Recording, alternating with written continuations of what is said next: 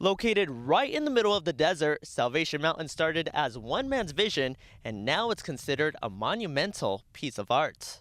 My name is Leonard Knight. I was born in Burlington, Vermont, and I've been trying to work for God for 50 years, and I'm thrilled that people like my mountain.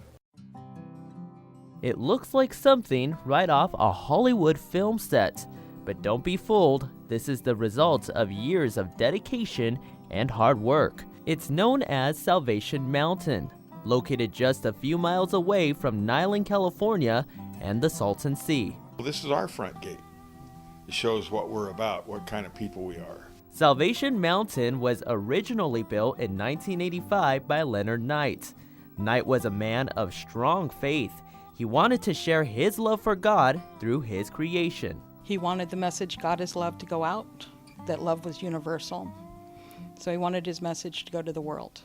And it pretty much has. We get people from all over the world that come and visit. But the mountain that you see today is actually a remodeled version of the first one. Leonard had a bit of a disaster the first time around when he used sand and cement as his building materials. He built it and it collapsed.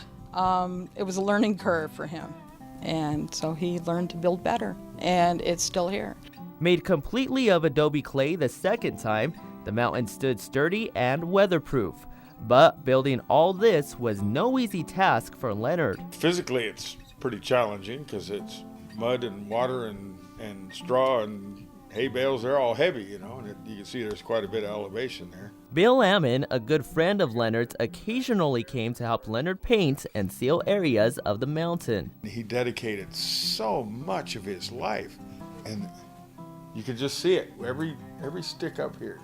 You know, he didn't have safety lines or scaffolding, or he climbed up that stuff to do it, you know. As years went by, Leonard added more and more to his masterpiece, and he actually thought of making it his home at one point. Leonard started the Hogan to live in.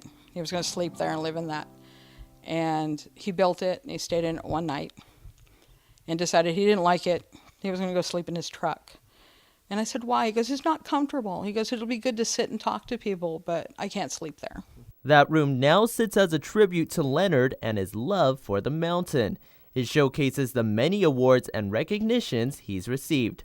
On May 15, 2002, Salvation Mountain received entry into the Congressional Record of the United States by California Senator Barbara Boxer. It was officially proclaimed a national treasure. He did the parade in Niland with it, and he was in the truck, and he kept holding the plaque outside the truck and showing people. He was very pleased. It was also featured in the 2007 film Into the Wild, directed by Sean Penn and starring Kristen Stewart. I really love it here. I think the freedom of this place is just so beautiful. To me, I wouldn't move for $10 million unless I had to. So I'm contented here in the desert, and I'm living where I want to live. Leonard remained in good health until recently.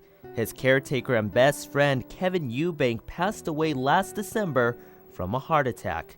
Leonard, unable to take care of himself, was placed in a senior living facility where his will remained strong. They have given him a pocket talker so that he can hear people, and they're going to get a primary physician so that they can probably do cataract surgery on his eyes so he can see. The mountain's fate now remains in question. A special board has been set up by Leonard's friend Amari Kiriadis. She and Bill are just 2 of 9 people working to keep the mountain in good condition. You can see the toll the heat and rain are taking. They create cracks like these, causing major damage to the mountain structure. It really has a lot against us. It's made of mud and straw. How long is it going to last? But the few of us have decided that as long as we can, we'll keep it here. I want my grandchildren's grandchildren to be able to come here. And I love the fact that the message is, universal love. God didn't care if you were gay, straight, brown, white, yellow. He loved you. The mountain has had an emotional connection to a lot of those who travel to see it. We've had people cry. We've had people say, I just want to come here and live and be near this. We've had people call people and say, you need to come out here and see this. It's really fantastic to see the first impressions of people that have never been here before. And now it remains a tribute to the man who started it all. I was sitting with Bill over on the other side, and there's a paintbrush that belongs to Leonard still up on the trees. So, you know, it's a piece of Leonard's everywhere. You can feel him.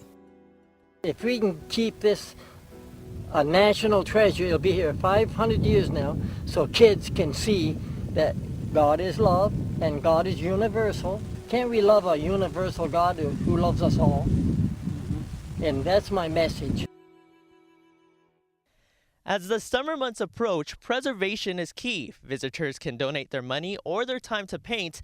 It's a way to keep this desert treasure protected for years to come. Reporting from Niland, California, I'm Jon Archuleta, News 11.